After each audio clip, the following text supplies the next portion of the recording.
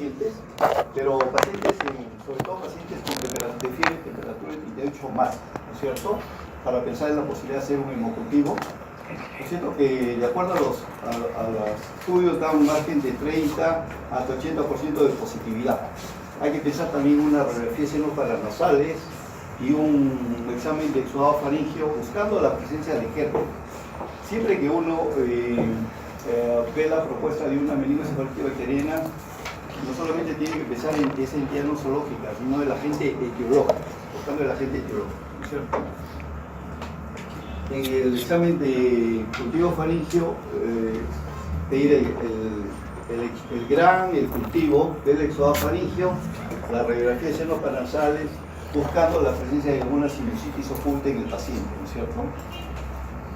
Después, el examen más importante, indudablemente para estos cuadros, son el examen de líquido cefalorraquídeo. El examen de líquido cefalorraquídeo es un examen crucial, importante, a pesar de todos los avances que pueden haber, es un examen prácticamente indispensable para el diagnóstico, ¿no es cierto? Para confirmar el diagnóstico nosológico y para tener un diagnóstico etiológico, o sea, saber el agente, buscar el agente que es causante de la infección en el paciente, ¿no es cierto? El examen de líquido cefalorraquídeo, generalmente, ¿qué datos se encuentra? El paciente con una presión elevada, el aspecto del líquido cefalorraquídeo es un aspecto turbio, ¿no es cierto? Las células realmente están aumentadas, muy aumentadas. Normalmente las células de líquido cefalorraquídeo son de 0 a 15 por centímetro. Acá se encuentran células de celularidad de 1000 o incluso hasta 10.000, dependiendo de la magnitud de la infección, ¿no es cierto? Apreminio polimorfonucleares, siempre las proteínas están elevadas, generalmente 100 a 500 miligramos por ciento, y la glucosa generalmente está consumida. La glucosa normalmente anda por valores de 60 miligramos por ciento, y en estos cuadros la glucosa está disminuida. De tal forma que, por ejemplo, uno puede tener el paciente clínicamente y uno puede examinar su líquido. Todavía no tenemos el agente etiológico, pero yo puedo sospechar la gravedad del agente etiológico o la agresividad del agente etiológico mirando el líquido cefalorraquídeo, con dos elementos que son importantes. En primer lugar, la cantidad de células que hay. Si es un paciente, es un líquido que me arroja de 1000 células para más, me está hablando de un agente etiológico que es muy agresivo. Segundo parámetro, si tengo un paciente que tiene una glucosa, hemos llegado a tener pacientes que tienen glucosa cero prácticamente, glucosa cero. Entonces también habla de un germen que es muy agresivo. Entonces, mirando el cuadro clínico del paciente que uno lo tiene, mirando el líquido cefalorraquídeo, yo puedo sospechar de que aunque todavía no tengo examen del cultivo del líquido y el gran del líquido, todavía no lo tengo el citoquímico, nada más puedo sospechar de que estamos frente a un agente agresivo, en la medida que me invite a pensar de dar una buena cobertura antibiótica, ¿no es cierto?, por un paciente. Siguiente. A ver, las imágenes. Las imágenes no son, es un examen, la tomografía cerebral, que para otros casos es un examen indispensable. Acá la tomografía cerebral se convierte en un elemento de apoyo, un elemento importante, pero no indispensable para el diagnóstico de la meningoencefalitis. Ahora, hay algunos casos en los cuales estos pacientes deberían someterse a un examen de tomografía cerebral antes de la punción lumbar, en algunos casos muy puntuales. Según la literatura, por ejemplo, también nosotros tenemos en cuenta pacientes seniles, pacientes más de 60, 65 años, cuando el paciente tenga el sensorio muy comprometido, paciente que está soporoso, en coma, cuando tiene mucha signología focal, cuando el paciente en su fondo de ojo tiene papiledema, o pacientes inmunodeprimidos, ¿cierto? Se debe considerar la opción, en estos casos puntuales, de tener a la mano una tomografía cerebral antes de la punción lumbar. Pero en todo caso, tenerlo como referencia, pero no que sea un elemento que contraindique, de acuerdo, para la realización de la punción lumbar, que siempre será un procedimiento indispensable y prácticamente obligatorio. Siguiente. A ver, vamos a ver, esta es una lista de algunas cosas que sirve como referencia. de tal manera que yo no puedo, cuando tenemos algún paciente con una meningoencefalitis, ¿qué es lo que pasa? Yo tengo el síndrome meningio, tengo el cuadro clínico, hago la punción lumbar y la punción lumbar me puede demorar. Entonces, por la gravedad del paciente, yo tengo que entrar con una cobertura antibiótica, que la puedo modificar después dependiendo del resultado del GRAM y el resultado del cultivo, ¿cierto? Eso se puede modificar. Una vez que tengo el resultado del GRAM o del cultivo, cuando me diga eso, ¿qué pasa? Yo reafirmo y continúo con ese antibiótico o cambio de antibiótico, dependiendo del resultado. Pero tengo que manejarlo con diagnósticos que se llaman los diagnósticos, los tratamientos provisionales, antes de tener el resultado completo del líquido cefalorraquídeo.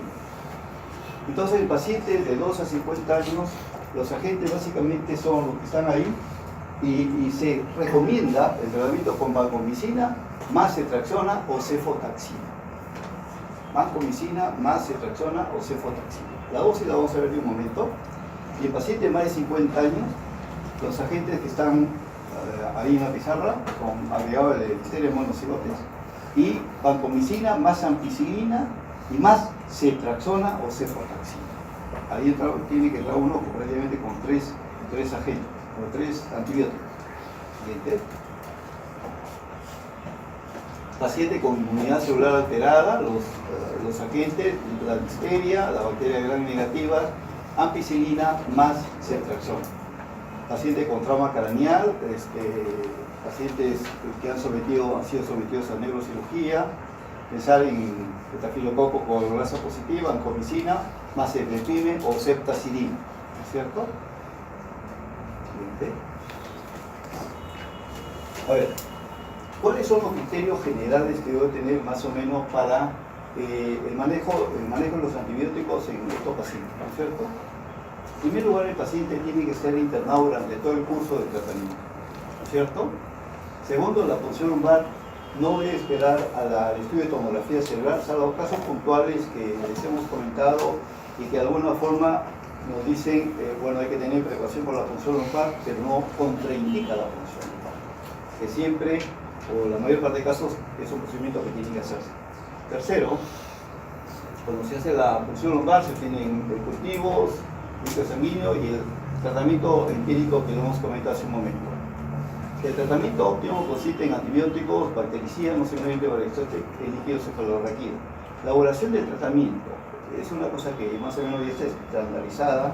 La duración del tratamiento son 10 a 14 días, más o menos. Hay otras escuelas que dicen 7 a 8 días después de caída de la fiebre, después de la caída de la fiebre, ¿no es cierto? Pero el tratamiento más o menos en el promedio son, por lo menos lo que nosotros hacemos en Seguridad Social, 14 días obligatorios. Paciente internado, puse la vía endovenosa, 14 días de tratamiento, y una punción lumbar al inicio del tratamiento y una punción lumbar al final del tratamiento.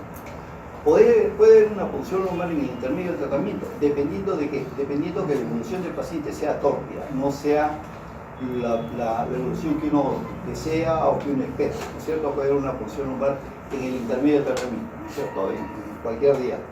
Pero realmente al inicio del tratamiento y al final del tratamiento, lógicamente al final uno espera mejoría de la celularidad, mejoría de las proteínas, mejoría de la glucosa, sobre todo las células, ¿no? Sobre todo hay una mejoría importante de las células con un tratamiento bien llevado.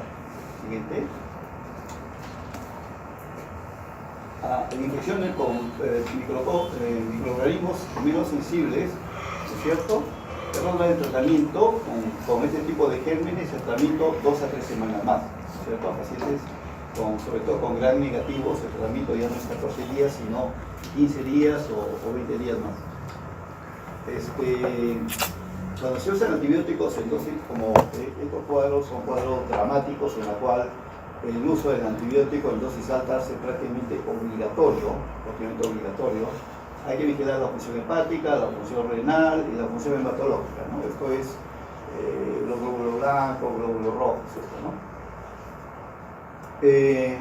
Evitar antibióticos que penetran poco el líquido cefalorraquídeo, como tetraciclinas o cefaloporinas de primera y segunda generación. Siguiente. A ver, vamos a ver, de alguna forma vamos a revisar algunos antibióticos, por lo menos los que se usan más, ¿no es cierto? En estos casos, En primer lugar está la ceftriaxona. La ceftriaxona, como una recomendación general, a veces nosotros tenemos oportunidad de ver en la práctica clínica que a veces se puede la palabra, pero se manosea mucho la ceftriaxona. Me parece que la ceftriaxona debe estar señalada para algunos casos puntuales, ¿no es cierto? Por ejemplo, meningoencefalitis, donde tiene una buena acción. Por ejemplo, en algunos casos tenemos la oportunidad de ver pacientes que tienen una infección respiratoria alta, una sinusitis, una infección de oído. Indudablemente el antibiótico que se debe usar ahí es una amoxicilina, una eritromicina, ¿no es cierto? Que es un antibiótico de menor magnitud, dejando la ceftriaxona para casos debidamente serios o debidamente graves. Porque lo que pasa si la ceftriaxona no lo uso bien en una sinusitis, el paciente dentro de un tiempo determinado puede ser una meningoencefalitis y lo tengo en mi paciente con una resistencia a ceftriaxona y me corta las manos respecto a un buen antibiótico que yo puedo usar y debo usar, ¿no es cierto? Entonces hay que un poco privilegiar las cosas. Para las cosas menos graves el antibiótico más sencillo y para las cosas más graves el antibiótico más potente, ponerlo en el escenario real, ¿no es cierto? Entonces la ceftriaxona es un medicamento, es un fármaco, una cefalosporina que va muy bien en las meningoencefalitis bacterianas, sí, definitivamente. Probablemente en toda Latinoamérica es parte del manejo diario que se da, ¿no es cierto? El ciclo de vida de ellas más o menos son 6-9 horas en sangre, la excreción es renal fundamentalmente y 40% hepática. La dosis en adultos es de 4 a 6 gramos por día, dosis de cada 2 a 3 dosis. Estamos hablando de ceftriaxona 2 gramos cada 8 horas por día, ¿no es cierto? O sea, 6 gramos al día. De la dosis que uno arranca la dosis y arranco con 4 o 5 días y después me puedo bajar a 4 gramos al día, ¿no es cierto? Dependiendo de la evolución del paciente, o me mantengo con 6 gramos al día, ¿no es cierto? Durante todo el curso de tratamiento, ¿no es cierto? Lógicamente esto se ajusta a pacientes con falla renal o insuficiencia renal o hepática, a que para decir verdad, son pacientes con falla renal y falla hepática la disminución de la dosis es muy pequeña porque son medicamentos que son bien tolerados por el hígado del riñón, ¿cierto? Hay mucha experiencia, muchos lo consideran de elección de tratamiento inicial, nosotros la tenemos ahí, la usamos bastante. Seguridad Nacional, Seguridad Social a nivel nacional probablemente lo usamos bastante, la ceftriaxona. La cefotaxina. Este sí un ciclo de vida más corto, realmente, y la dosis que se usa son 12 gramos al día, cada 6 horas. Entonces estamos hablando más o menos de gran uso también, que es un uso. Se usa muchísimo en la meningoencefalitis bacteriana, probablemente muy cercano a la ceftriaxona, en cuanto al uso, más o menos 12 gramos al día, más o menos, ¿cierto? O sea, 3, serían 2 gramos, cada 4 horas sería 2 cada 6 veces al día, ¿no es cierto? 2 por 6, 2 gramos cada 4 horas, más o menos, o sea, para 12 gramos al día, más o menos, ¿cierto? La vancomicina también es un buen antibiótico, ¿no es cierto?, de gran uso, también asociado a ceftriaxona, sobre todo pacientes con la neumonía. La inhibida de la vancomicina es un poquito más larga, se secreta por vía renal, y la dosis sí es una dosis enorme, es una dosis realmente de 2 gramos al día. Y la forma que se usa es 1 gramo endovenoso cada 12 horas, ¿no es cierto? Hay reacción de hipersensibilidad, hay disminución de la capacidad auditiva y un poquito de que hay que manejar un poco de pacientes con nefrotoxicidad. Siguiente. La ampicilina. La ampicilina tiene un ciclo de vida de realmente entre 1 a 5 horas para la infección básicamente por riñón. La dosis que se usa de ampicilina también son dosis altas, son 12 gramos al día para el caso de meningoencefalitis bacteriana. Todas las dosis están referidas a esta enfermedad. O sea, 2 gramos a cada 6 horas, cada 4 horas serían 2 por 6, 12 gramos más o menos, 2 gramos cada 4 horas para que el paciente reciba 12 gramos al día más o menos. Y tiene reacción de hipersensibilidad muy parecida a la penicilina, con la cual está emparentada químicamente, ¿cierto? Siguiente. aquí la vamos a intentar eso. A ver, la segunda meningoencefalitis o la segunda infección del sistema nervioso central, en orden de frecuencia y en orden de, yo diría que no de gravedad, porque las dos son graves realmente, diría de frecuencia o de forma de incidencia, es la meningoencefalitis tuberculosa. Nosotros tuvimos, ha habido una disminución de la meningoencefalitis tuberculosa que realmente está asociada a un gran número a casos de las primeras infecciones, pero últimamente la tuberculosis ha comenzado a subir y es que la meningoencefalitis también comienza a subir, ¿no es cierto? Vamos a revisar algunos aspectos clínicos. Es la forma más frecuente de infección del sistema nervioso central por Mycobacterium tuberculosis. Ahora, ¿qué síntomas tiene la meningoencefalitis tuberculosa? Síntomas clínicos, ¿cierto? En la primera etapa, la verdad, la meningoencefalitis tuberculosa puede engañar a cualquier médico. Nosotros nos ha ocurrido, no diríamos que con frecuencia, pero sí nos ha ocurrido, y es algo decirlo, son pacientes que vienen con síntomas generales. Dolor de cabeza, una fiebrecita que le aparece por la tarde, un poco de malestar general, un poco de náuseas, que no llega al vómito, una cefalea típica. El cuadro generalmente son días o semanas. El paciente a veces hace sintomatología un poco psiquiátrica, ¿no? Entre comillas psiquiátrica, porque hace trastorno del comportamiento, ¿no?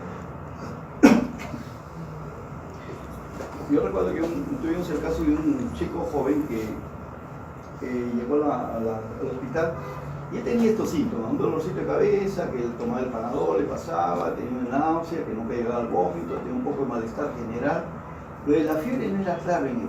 No es la cosa que llamaba la atención, era que él hacía cosas por decir inapropiadas, ¿no? Por ejemplo, estaba en reunión con la familia y quería hacer la deposición en la sala, ¿no? Una cosa así, ¿no?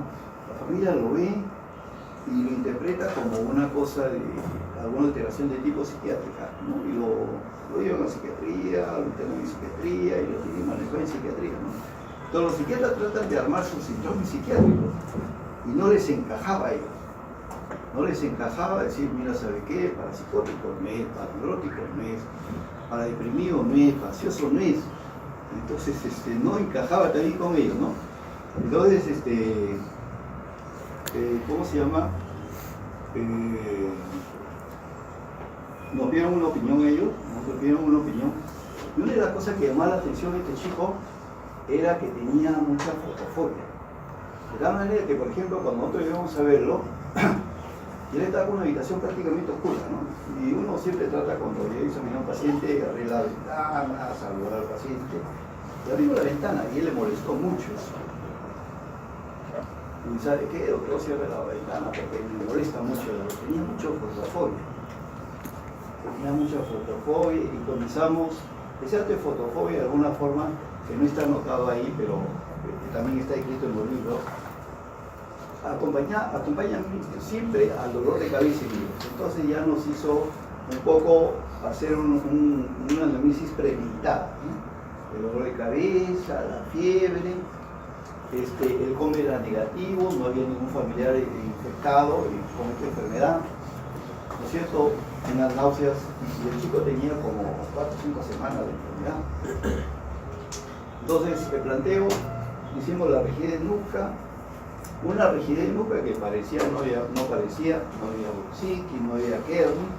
Entonces una opción fue una meningoencefalitis o aguda o tuberculosa, y la verdad que le hicimos una punción lumbar, pero un poco como arriesgando porque no teníamos muchas armas de diagnóstico. Decidimos hacer la punción lumbar y la punción lumbar realmente fue positiva.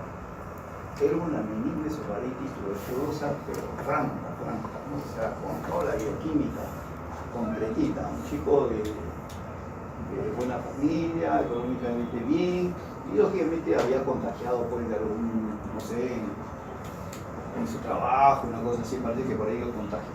Entonces, ¿qué es lo que les quiero decir? Que cuando la meningoencefalitis tuberculosa está en una primera etapa, es muy difícil el diagnóstico. Es muy difícil el diagnóstico, hay que pensarlo, hay que revisarlo, hay que volver a buscar la región de nuca, hay que hacer la punción lumbar, pero uno no está 100% convencido, ¿cierto?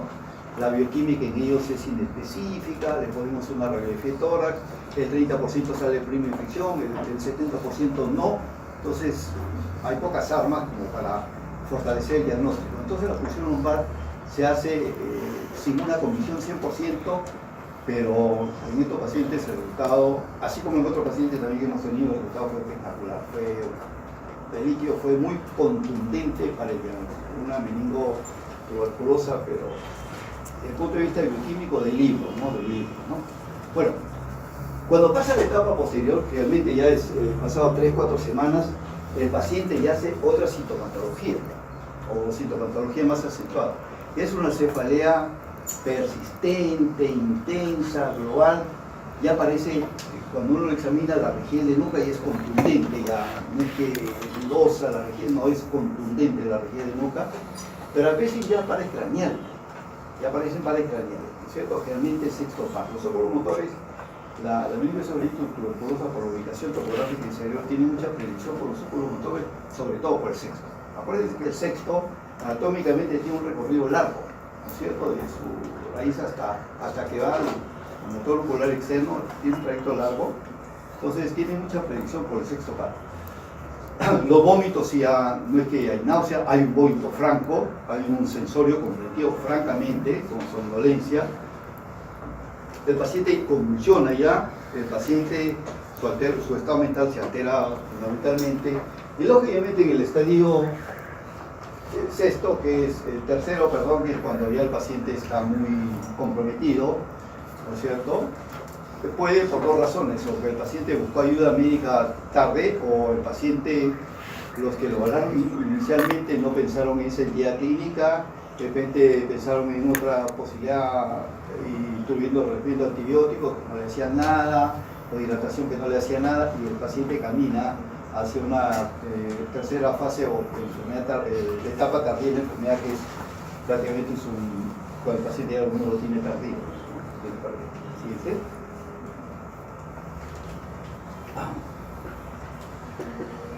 A ver, en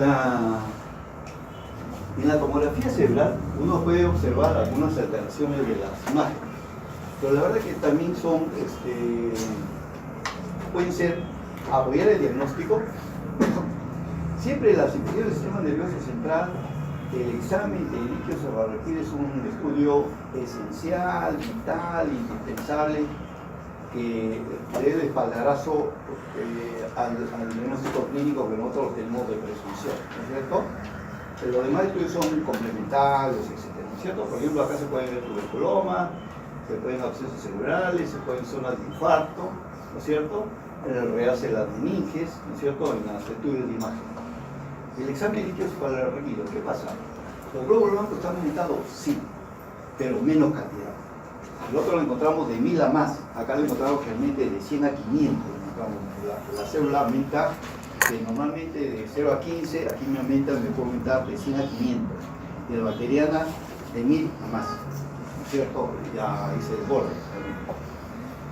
La predominio de linfocitos, el otro era predominio de polimorfos nucleares, ¿no es cierto? Las proteínas están aumentadas, que aumente de 100 a 500 miligramos. La glucosa está disminuida también como la bacteriana, pero menos. La bacteriana es más contundente en bajarse la glucosa. La tuberculosa baja la glucosa, sí, pero baja en poca cantidad comparativamente con la bacteriana. Y el Froti del VAR, realmente positivo, reporta el 25% de los casos.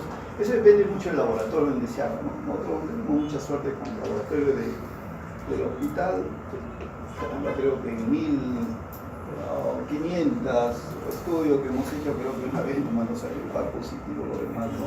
Entonces, la clínica y el citoquímico me ayudan para hacer el diagnóstico de meningoencephalitis tuberculosa y plantear el esquema de tratamiento, ¿cierto?, que corresponde a la meningotuberculosa. A ver, cultivo el líquido, lógicamente para el BK es positivo en 30% de los casos. El PCR es útil, específico, más rápido. La radiografía de tórax, bueno, ahí los datos son un poquito, depende de la bibliografía. Hay bibliografía que dicen el estudio radiológico de tórax es 30%, hay otras literaturas que nos hablan de 40%, 50% positivo, en una placa de tórax en un paciente con meningotuberculosis, ¿no es cierto? El PPD puede ser positivo, 60-50% de casos, ¿no es cierto? Si sale negativo, debe hacerse una repetición a los 7 días. Y los pacientes con VIH, también es otro tema, ¿no es cierto? Que probablemente se revise mucho en pacientes con VIH, los cuales ellos son más susceptibles de realmente todo tipo de infección, ¿no es cierto? Tuberculosa, el toxoplasma, el hongo, de otro tipo de infecciones, ¿no es cierto? De alguna forma sus defensas están muy disminuidas para hacerlo, les predispone para adquirir fácilmente alguna de estas infecciones, ¿no es cierto? Y ahí aparece la TB, aparece el toxoplasma y aparece los hongos, ¿no es cierto? Bueno, tiene mayor riesgo de sufrir tuberculosis. El tratamiento, debe hacerse todos los esfuerzos posibles para aislar el organismo, lógicamente debe hacerse, ¿cierto? En el líquido o en otro lugar del cuerpo, pero a veces no siempre se logra. El tratamiento debe ser... Bueno, los esteroides, hay algunas escuelas que aceptan el uso de esteroides en pacientes adultos, sí, parece contradictorio, ¿no? Yo tampoco lo dudaba, pero se aceptan el uso de esteroides, sobre todo dexametasona, a esa dosis, ¿no es cierto? 0,4 miligramos por kilo por día, tiene un plazo en la primera semana de tratamiento, ¿no es cierto? ¿Cuál es la idea del corticoide? Que el paciente salga de la meningoencefalitis y no quede secuela, Pero se acuerden, la meningoencefalitis es una infección sobre todo de base. Coge la meninges y coge la base. Entonces, si coge la base, mi paciente puede tener alguna secuela de enfermedad de fosa posterior, alteración de la marcha, alteración de la dimetría, etc. Como una lesión secular de la base del cerebro. Entonces, la dexametasona está aceptado para evitar esas lesiones seculares en pacientes que ya salen de la meningoencefalitis tuberculosa. Entonces, está aceptado. El tratamiento con dexametasona, sí. En esas dosis, en ese periodo generalmente de 7 días y después una reducción progresiva, ¿no es cierto? Para eso disminuirlo y suspenderlo. El tratamiento específico. Indudablemente hay drogas que ya no cambian, están ahí vigentes, se mantienen, ¿no es cierto? El INH, ¿no es cierto? La dosis de 300 miligramos por día, ¿no es cierto? Que se puede usar por 6 hasta por 9 semanas, ¿no es cierto? La vía que se usa es la vía oral, ¿no es cierto? Siempre es recomendado asociarlo a piridoxina, ¿no es cierto? ¿Por qué razón? Para evitar las neuropatías. O sea, una dosis, a pesar que una dosis, la INH, la isomicida, 30 miligramos es una dosis terapéutica, pero tengo una alta posibilidad de producir neuropatía periférica si no uso asociado a piridoxina. Entonces, ¿debe usarse piridoxina junto a INH? Sí, para evitar el problema de neuropatía después de que un paciente se recupere, ¿cierto? Siguiente. 300 miligramos, lo que comentamos. Después la siguiente, la rifampicina. La dosis que se usa en todo esto es para pacientes adultos, ¿no es cierto? 600 miligramos por día, la vía oral. Por 9 meses, generalmente, por 9 meses se usa, ¿no es cierto? Y ahí en rifampicina siempre hay que tener cuidado y cuidar la función hepática. O sea, yo voy a usar a un paciente con una meningoencefalitis tuberculosa. Muy bien, mi prueba de función hepática antes de iniciar el tratamiento y mi prueba de función hepática por lo menos cada 2 o 3 semanas. Para ver cómo vamos con el manejo adecuado de la rifampicina en función a la función hepática. Entonces es una cosa prácticamente obligatoria, que está protocolizada y todo, ¿cierto? Después la piracinamida, ¿cierto? También tiene, por la misma razón, o sea, la función hepática se pide para vigilar las dos drogas, los efectos negativos que pudiera haber, rifampicina y piracinamida. La dosis que se usa 15 a 30 miligramos por kilo de peso por 2 o 3 meses. El etambutol también, la dosis 15 a 25 miligramos por kilo de peso por día, ligeramente por 2 meses, ¿cierto? Entonces prácticamente uno inicia el tratamiento con 4 drogas, ¿cierto? 4 drogas que son las drogas que están esquematizadas, que están aceptadas, es la que se usa para estos casos de líneas aparentes tuberculosas.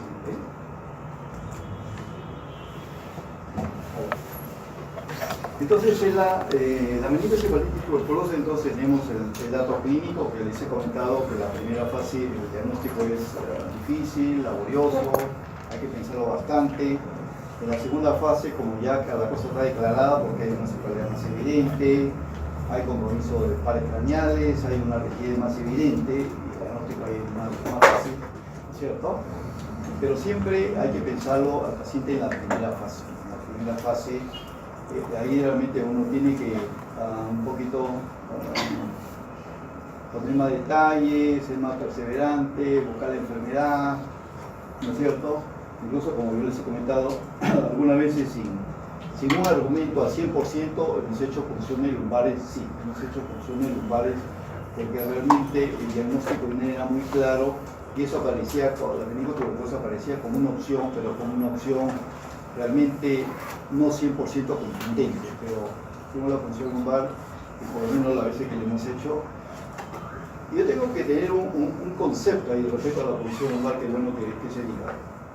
Una punción lumbar bien hecha no le va a producir daño al paciente, ¿cierto? ¿Por qué? Le voy a tomar la muestra en una posición adecuada al paciente, le voy a sacar de repente 2 o 3 centímetros de líquido sobre los rejillos, que desde el punto de vista de diagnóstico me puede ser muy valioso. Ahí le saco el VAR, le saco el GRAM, le saco el cultivo y le saco el citoquímico. Con 2 centímetros tengo todo eso. Ahora, esos 2 centímetros que le saca al paciente, ¿le puede haber producido algún daño esa cantidad de líquido que le he sacado? No. Porque el líquido es como la sangre, ¿no es cierto? A ver, cada uno de nosotros tiene más o menos de 4,5 litros de sangre, ¿no es cierto? Un amigo X puede tener un accidente y yo voy y le dono medio litro de sangre, ¿no es cierto?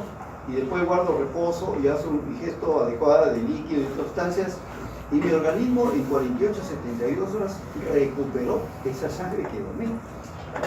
¿Cierto? El líquido sobre los ríos, ¿qué pasa? Yo tengo 330 centímetros de líquido dentro de todo mi sistema ventricular. Alguna vez, por algún motivo, un doctor dice, ¿sabe qué, señor? Yo la verdad no tengo diagnóstico completo, señor, yo necesito sacarle un líquido. Caramba, si soy una persona totalmente comprensible, le digo, doctor, y le saco 3 centímetros, esos 3 centímetros, el cerebro de esa persona en 48 horas recupera esos 3 centímetros, ¿no es cierto? Y 3 centímetros contra 330 que tiene esa persona no le va a producir ninguna lesión, ningún daño. En el otro lado, esos 3 centímetros le pueden ayudar al médico muchísimo para el diagnóstico de ese paciente, sí. Entonces, la punción lumbar, visto desde ese punto de vista, es un procedimiento inocuo que no va a producir daño del paciente y que nos puede dar gran información para el diagnóstico cuando ocurre. Porque a veces en los libros dicen hay que tener esto, pero es el libro y otra cosa es la realidad. Pues la realidad es a veces el paciente, por poner ejemplo, nosotros tuvimos una vez una señora de obstetricia que la llamaba porque lo único que tenía era dolor de cabeza. Vamos a hacer una señora puérpera, tenía dolor de cabeza, y ahora tiene náusea, no, vómito, no, fiebre, no. Recién había dado un niño partotóxico, 4 o 5 días, no tenía dolor de cabeza. ¿Había sufrido dolor de cabeza antes? No. Se le examinó su examen normal, no había fiebre, no había rigidez, nunca, nada. Caramba, le había hecho una tomografía a los colegas de obstetricia ya, negativa. Examen neurológico completamente normal. Todos lo conversamos y le digo, ¿sabe qué? Mira, aquí nos queda esta señora, vamos a pensarla. Hicimos la punción lumbar, hicimos la hoja de punción lumbar, luego que sacamos la hoja y no salía líquido. Entonces pusimos la jeringuita y jalamos el líquido, y jalamos, y lo que salió es prácticamente pus, lleno de pus tenía. Sacamos lleno de pus. En la reinvestigación de esa señora tenía una sinusitis oculta acá. Hicimos una placa de seno paranasal, una sinusitis de que la señora tenía ese sinusitis, a veces mire, tenía acá, que me molestaba, tenía un catarro, que el otorrino me dijo que tenía una rinitis alérgica. Tenía acá un foco de pus acá, en la radiografía paranasal.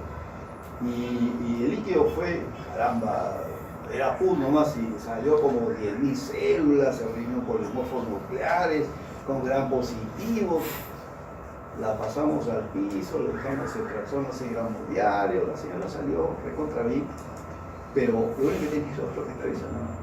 Porque si uno se va al libro y dice, no, pero si falta fiebre, falta náusea, falta vómito, no siempre tiene todo el paciente, pero hay que sospecharlo. Entonces a veces ya no quedan armas, el examen normal, tomografía normal.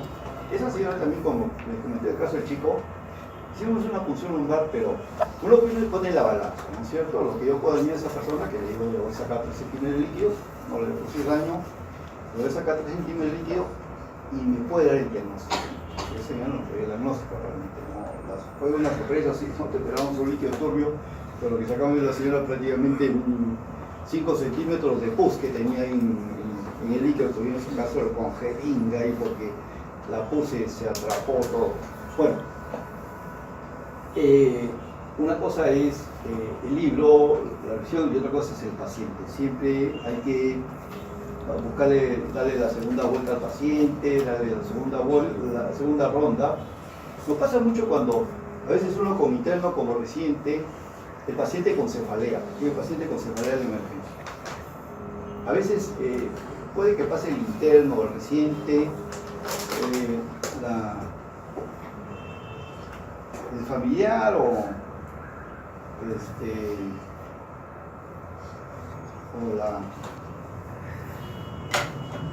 a veces suelta un dato que puede desviar. Llega una señora X a la emergencia, una señora joven con dolor de cabeza, y la hermana dijo, sí, doctor, mire, se acaba de pelear con el esposo y han discutido y fuerte. En el esquema ligero dirá, es una cefalea tensionada, señora, dale un ansiolítico y que no fastidie, pon un analgésico y no fastidie. Si yo no tengo diagnóstico nosológico con un paciente con cefalea en emergencia, no le doy nada. Se me queda en emergencia hasta que yo tenga diagnóstico nosológico, porque puedo estar cometiendo un gran error. Esa señora, bueno, le pusimos analgésico, le dejamos ansiolítico. Más tarde, la enfermera le dice, ¿cómo está? Está peor. La comenzaba a vomitar. Y ahí dice, a ver, doctor, y va a conversar la señora y está haciendo de confusión mental. Bueno, ya, menos mal que no le dijo de alta a la señora, ¿no? Si no se armaba un guiazo. Ella, señora, resultó ser una hemorragia subaracnoidea. A veces puede ser, a veces puede haber una información por ahí. Siempre cuando llega una información de ese tipo de cositas no, digamos, no orgánicas, la pelita por ahí, eso siempre hay que cogerlo, pero ponerle en último lugar, no ponerle en el primer lugar, porque nos puede desviar del diagnóstico. Y siempre que tengo un paciente con emergencia, tengo que tener diagnóstico nosológico, porque se parece un diagnóstico nosológico, ¿cierto? Es diagnóstico nosológico, es una migraña, una idea, una cefalea tensional, porque es el diagnóstico. Cuando yo tenga diagnóstico nosológico, muy bien, el tratamiento, no tengo por qué apurarme, analgésicos, estoy seguro que van a cefalea tensional, y paciente, su examinografía normal, su tomografía normal, mi paciente responde al analgésico, ya me quedo tranquilo, ya, mi diagnóstico está caminando. Pero si mi diagnóstico nosológico, mi paciente le doy un buen analgésico, saqué, doctor, la joven dice, saqué, la signa está peor, la apoyo, doctor, parece que le doy un sentido, el dolor de cabeza, está peor y está vomitando, doctor, y ya fui, ya no me conoció. Caramba, la cosa no caminaba. Entonces, siempre con precaución hay que tener diagnóstico nosológico para estar tranquilo uno mismo con la emergencia y evitar estos temas de problemas médicos legales que la verdad que son ahora comunes y después probablemente más frecuentes, ¿no? Probablemente digo eso porque puede ocurrir, pero cuando uno se sienta con el paciente, lo examina bien, tiene diagnóstico más o menos que uno considera que es apropiado, lo confirma con los exámenes auxiliares, da un tratamiento, no se apura. En emergencia hay que actuar rápido, pero una cosa es actuar rápido, otra cosa es apurado, ¿no es cierto? Actuar rápido, de un momento de reposo, ese paciente lo tengo cefalea, no me quedó claro el diagnóstico, lo vuelvo a ver, lo vuelvo a examinar, puede que en el camino haya cometido algún error, pero en la medida que yo no tengo el diagnóstico final, realmente Lo peor que puedo hacer es yo darle alta al paciente. También el manejo es sintomático, pero hay que hacerlo debidamente fundamentado, ¿cierto? Bueno, la meningitis viral es los síntomas. También hay dolor de cabeza, hay fiebre también, hay vómitos, hay fotofobia, puede haber rigidez nuclear también, ¿no es cierto? A ver, también es de una incidencia o epidemiológicamente es tan frecuente como la bacteriana, ¿no es cierto? Los virus que están ahí señalados son los más frecuentes que pueden producir: el herpes, el virus de la varicela, el enterovirus, el virus de la paratitis, el arbovirus, etc. Siguiente. El síndrome meningio, ¿no? Si bien es cierto, la viral es muy parecida a la bacteriana, pero también es menos aparatosa que la bacteriana, ¿no es cierto? Puede haber fiebre, pero no es una fiebre muy alta como la bacteriana, dolor de cabeza, pero no es muy intenso como la bacteriana. Realmente hay náuseas, pero es muy difícil que haya vómitos como la bacteriana, y el compromiso del estado general del paciente. La bacteriana, no lo ve al paciente, realmente el paciente está comprometido, está muy dolorido, ¿no es cierto? Está febril y todo eso. La viral realmente es como menos agresiva, compromete menos el estado general. Y lo que da la clave para la diferencia es el examen líquido cefalorraquídeo, ¿no es cierto? En la viral generalmente el líquido cefalorraquídeo que se acerca a lo normal, es muy cercano a lo normal. Glucosa normal, proteínas normales, lo máximo de las células que pueden estar aumentadas, pero no pasan de 50, no pasan de 100, siempre afinido el linfocitario. Los cultivos pueden ser positivos a virus en 60, 70% de casos, ¿no es cierto? La PCR, que es útil para meningo por enterovirus, ¿no es cierto? Y el cultivo de esputo ODS, que sirve para infecciones por virus, pero realmente no. Que yo sepa, por mí en Chiclayo eso en la teoría no lo hacemos, no tenemos esos materiales en laboratorio en Chiclayo como para hacer estudio de virus, excepto enterovirus, pero enterovirus que estuvimos haciendo un tiempo y que se podía hacer el cultivo del virus, pero poco, no con mucha regularidad, ¿cierto? Entonces, la clínica de ellos, del amigo viral, es muy parecida a la bacteriana, sí, pero menos contundente, menos agresiva, con síntomas parecidos, pero menos intensos que la bacteriana. Y la clave, lógicamente, es el líquido cefalorraquídeo, que es prácticamente un líquido normal, glucosa normal, proteína normal, y las células que están ligeramente aumentadas, a diferencia de la bacteriana, que es encuentra 1000, 2000, 5000, 10.000 glóbulos blancos, y acá encuentra el glóbulo blanco 50, 70, más o menos por campo, ¿no? Por ahí no hay. Entonces, el manejo generalmente es manejo sintomático, ¿no? El doctor, sintomático, medidas generales. El precodanil es un medicamento antivírico que está proponiéndose nuevo, todavía no lo tenemos en el país, pero sobre todo para el enterovirus, ¿cierto? Bueno, la IgG, la vivienda venosa, terapéutica inhumana, los pacientes inmunosuprimidos, y el aciclovir, la ventaja del aciclovir. Algunas escuelas la aceptan para el tratamiento de los virus por herpes simples, y algunas escuelas no lo aceptan. De todas maneras, está considerado en algunos protocolos de tratamiento, junto a los tratamientos antitérmicos, analgésicos, terapia endovenosa, la aciclovir. El paciente, como no tenga sospecha de una meningoencefalitis viral por herpes virus, y está aceptado en algunas escuelas el tratamiento con aciclovir, ¿no es cierto? En la dosis que se conoce, ¿no es cierto? 600, 800 miligramos cada 6 horas, ¿no? Ya, creo que ahí se parece que acabó, ¿no?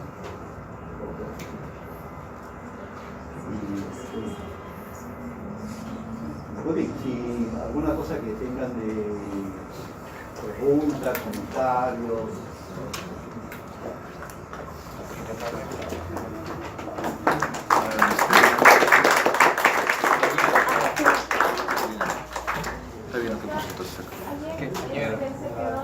A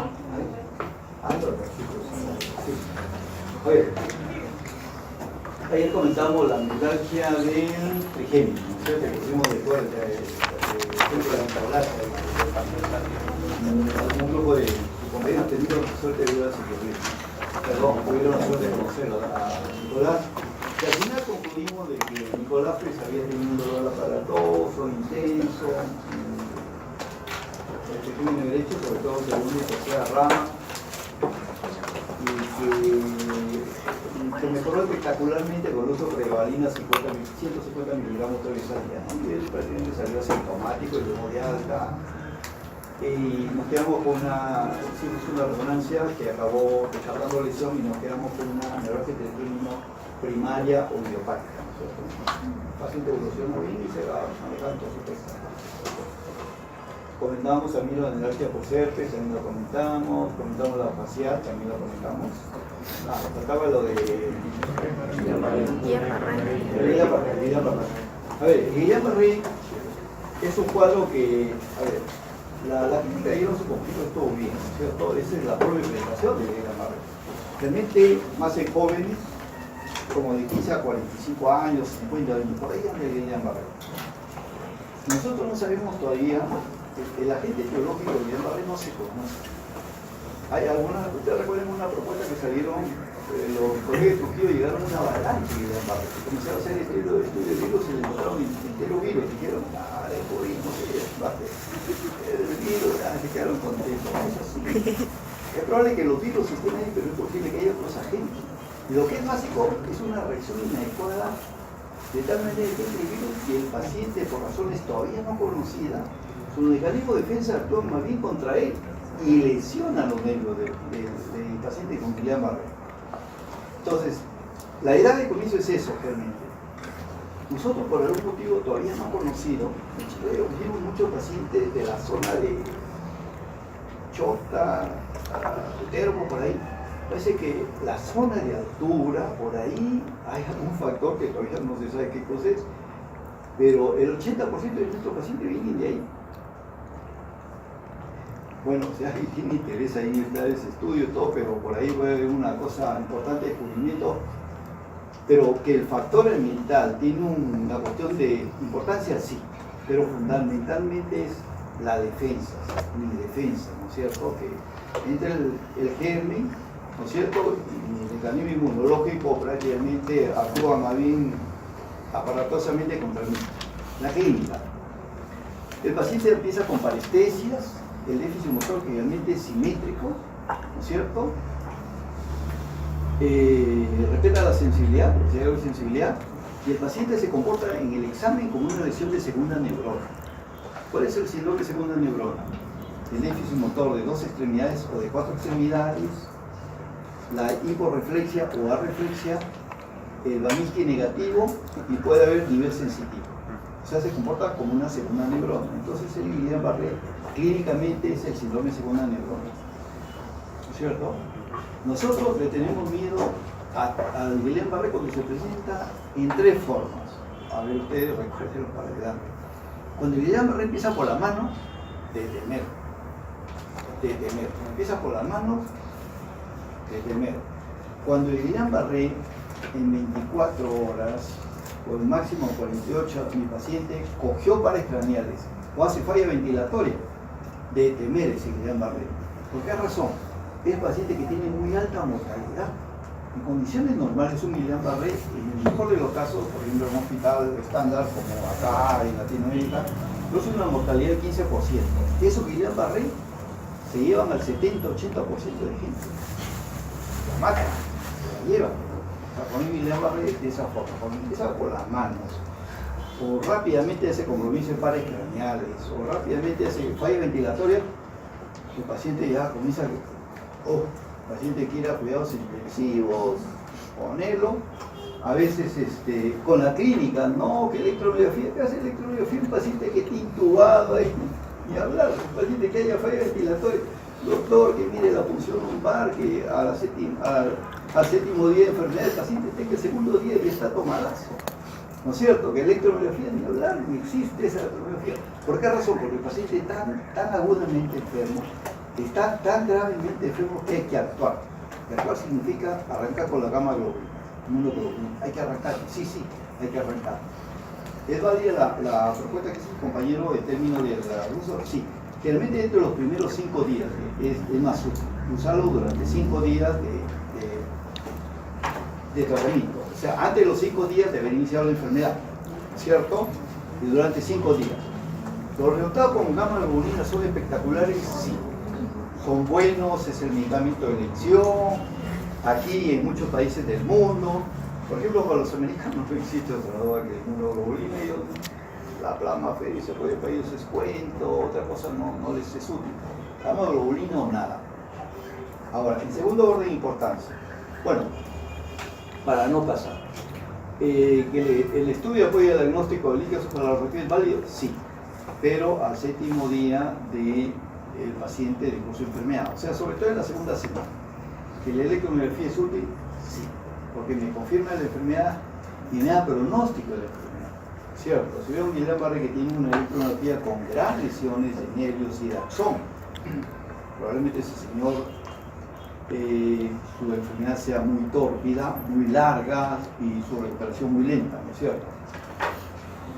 Pero hay 2 escenarios de Guillain-Barré. El paciente agudamente enfermo que prontamente, incluso tenemos que meterlo a la UCI y que no tengo tiempo para electromiografía, no tengo tiempo para función lumbar y prontamente tengo que meter a la UCI porque tengo que meter el apoyo ventilatorio y tengo que arrancar con la inmunoglobulina. Y el otro paciente que es el menos grave, en la cual está tranquilito, le pongo inmunoglobulinas en mi piso, no me hace falla ventilatoria. En ellos es clave la función ventilatoria. El paciente con Guillain-Barré que no hace función ventilatoria, no hace compromiso respiratorio, que requiere apoyo, es un Guillain-Barré que sale, bien difícil que se muera, al menos que haya una infección, difícil que sea mal manejada, etc. Es muy difícil que se muera. En cambio, con el Guillain-Barré hace falla ventilatoria, la cosa ya es más complicada, porque la evolución no es torpe y todo eso. Nosotros el año pasado por lo menos hemos tenido algo de 22, 23 de Guillain-Barré. Ahorita, mire, para mala suerte no hay. Hemos tenido un hito nada más que lo vimos con los chicos del 4C, Juancito Guayazo, Juancito, ¿no? Un señor de la cama 1, pero un señor que estaba con 7º, 8º día, mes de enfermedad. Y ahora pues, si yo lo vimos, tuvimos la suerte o la mala suerte, me une él una reacción de amistad, por razones de haber estudiado la secundaria juntos, ¿no? Entonces me abre la clínica, como a las 5 de la tarde, 5 y media que empieza la consulta, y era con la esposa, y me dice, le digo, ¿qué pasa? Porque no puedo caminar, no puedo caminar. ¿Y de qué hora? Le digo, hoy me levanté en mi casa, 8 de la mañana, tomé desayuno, y como a las 9 ya mi mano como débil, yo ya no podía caminar ya. A ver, camina un poquito. Ya camina como ya jalando los pies, ¿no?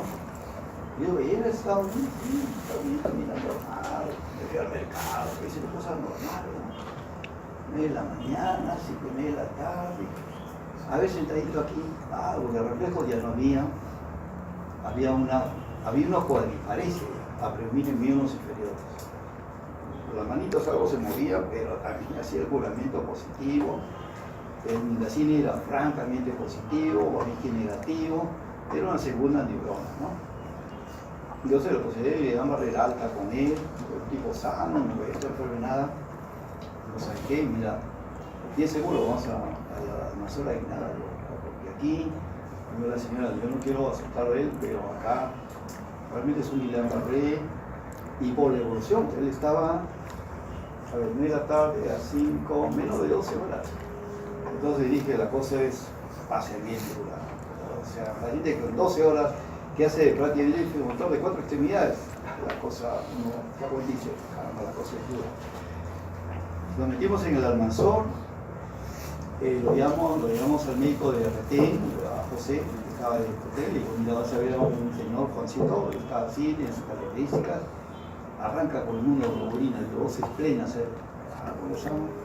Al día siguiente, 8 de la mañana, como estabas alerta por el paciente, ya le separamos cama y todo, fuimos a verlo, ya estaba con falla ventilatoria. Ya estaba con falla ventilatoria. Entonces ya está. ya llamarla a la UCI, a poner el incubador, todo, y ya no pasó a neurología, de repente lo pasamos a la UCI, pero ya estaba cuadripléjico, ya había cogido oculomotores, ya había función ventilatoria, estaba comprometida a la UCI. Ese paciente saliendo en todos los cánones, nosotros le hemos dado 2 rondas de inmunoglobulinas, cada una en 6 días, porque es un caso ya dramático. Le hemos dado una ronda de plasmaféresis, le hemos dado, bueno, aparte del antibiótico, el apoyo ventilatorio, todo, y el paciente lo que hemos logrado, porque es poco funcional. Él está con vida, todo, pero funcionalmente ha quedado comprometido, ¿no? Muy comprometido. Ha sido probablemente el Guillain-Barré más severo, si no el más severo que nos ha tocado ver, pero así empezó caramba, en 12 horas y el hombre estaba pero totalmente comprometido. No es lo usual, ¿no? Pero siempre hay que estar alertas ahí, paciente cuadriparético, sano, sentadito, no hay reflejo, no hay... Eso, ¿no? Guillain-Barré es una posibilidad, ¿sabe qué? Meterlo al hospital, si no le... Lo de la UCI, ¿sabe qué? Miren, no sabe por qué llama bien por acá. No, que no hay fe ventilatoria, pero puede haber. Entonces le llama la expectativa armada, ¿no es cierto? Tengo un equipo, una cama y un médico que venga a ver porque este señor probablemente tengas que intubarlo dentro de las próximas 12 horas, ¿no es cierto? La expectativa armada, ¿se sabe qué bien? No, pero mira, yo que está bien, ¿no es cierto? Pero lo que se viene es una avalancha, ¿no es cierto? Y no nos equivocamos con él, pero salió adelante, pero es un caso también de Guillain-Barré. Bueno, la clínica es así, los sistemas de apoyo al diagnóstico, la función lumbar, con líquido, y pues la verdad que no es muy contundente. Proteínas normales, células aumentadas, la disociación citológica le llama, la electromiografía que se usa, ¿de acuerdo? El tratamiento con las inmunoglobulinas, preferiblemente dentro de los primeros 5 días de iniciar la enfermedad, y dura 5 días de tratamiento con inmunoglobulina, la plasmaféresis en segundo lugar, y después viene el tratamiento complementario, ¿no? Gastroprotectores, vitamina B, analgésico poco, porque realmente ellos no tienen dolor. Antibióticos, se hace una infección agregada, la terapia de rehabilitación que es fundamental para ellos, etc. ¿No? Lo que valdría la pena comentar en Guillain-Barré.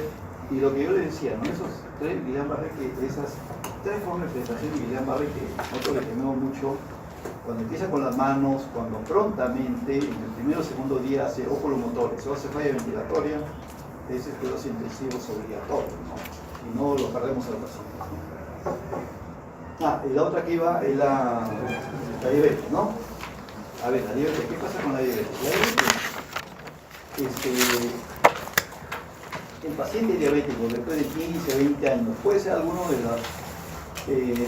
los compromisos de la polineuropatía, la más común, la sensitiva, ¿cierto? La que es compañera con parestesias, con dolor, tipo calambre en los miembros inferiores, realmente simétrico, ¿no es cierto? Que le altere el sueño, que le da la lodiña, que es el paciente que le toca el pantalón, le toca y le provoca dolor al paciente, ¿no? Es un dolor terrible, ¿cierto? Examen de apoyo al diagnóstico hay electromiografía. El tratamiento. Hace un tiempo se usaba carbamazepina, ahora estamos en son patrimonios ellos de la gabapentina que lo usamos en seguridad social y pregabalina. La pregabalina funciona, va muy bien con ellos, dosis de 75 miligramos.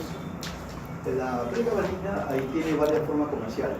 Está el Predital, está el Pregodin, por lo menos los más conocidos, tabletas, cápsulas de 50 y 150 miligramos. La dosis que se usa de pregabalina generalmente son dosis de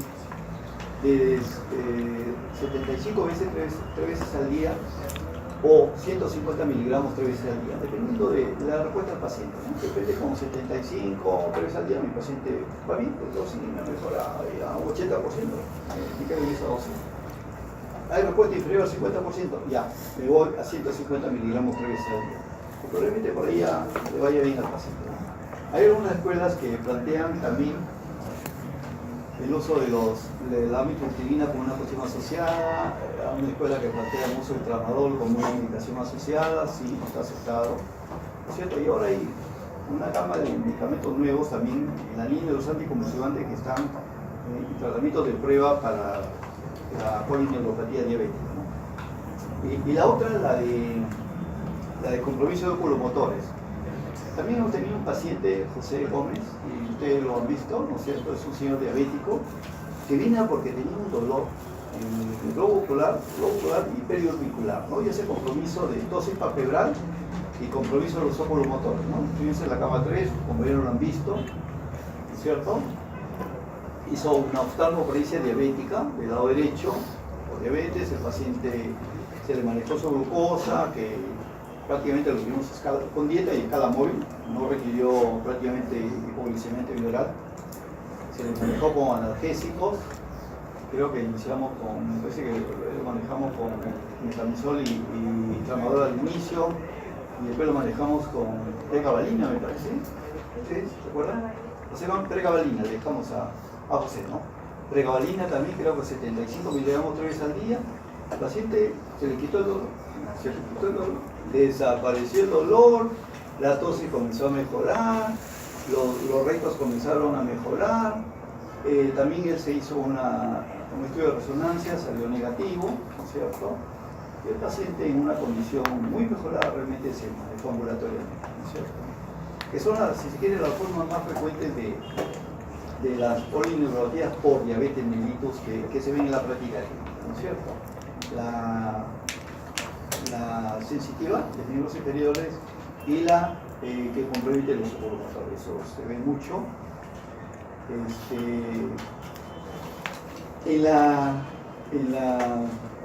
Como lo conversamos en la reunión de pequeño grupo, en la de oculomotores a veces hay que hacer diagnósticos diferenciales con los pacientes con aneurisma de arteria comunicante posterior, del lado derecho. Pero ¿qué nos alejaba en el paciente de este segundo diagnóstico? La edad. Él era un paciente de 65 años. Segundo, la forma de comienzo. Este señor ha tenido un comienzo así insidioso, que es dolorcito, y creo que tenía un tipo de enfermedad, un año, José, me parece, un año de tipo de enfermedad, ¿no?